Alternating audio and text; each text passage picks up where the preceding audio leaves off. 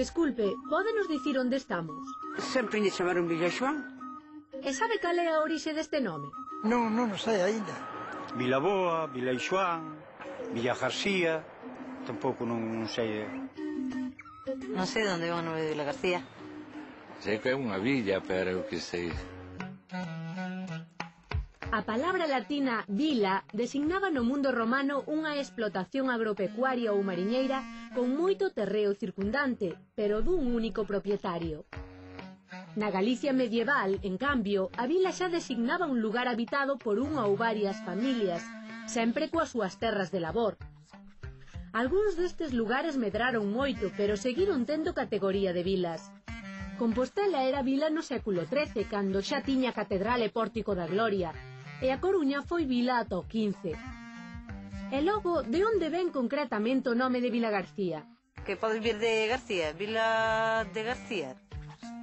Moitas daquelas vilas recolleron na súa denominación o nome do seu primeiro habitante ou propietario.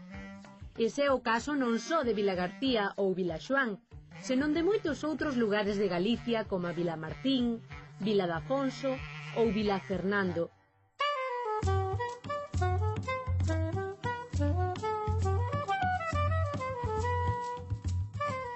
Sucede o mesmo ca no caso anterior, só que este Sante agocha a denominación latina do nome Sancho. Logo Vila Sante é a vila de Sancho, como Vila Pedre é a de Pedro, Vila Poupre a de Páupero e Vila Chave a de Flavio. Hoxe hai en Galicia 840 topónimos que conservan a forma vila, aínda que non todos nos falan do seu fundador. Outro día seguiremos viaxando polas vilas galegas. Ben falado. É redondo, douro e lévase no dedo. Anel. Onde guardamos os cartos? Carteira. Ves como sabes?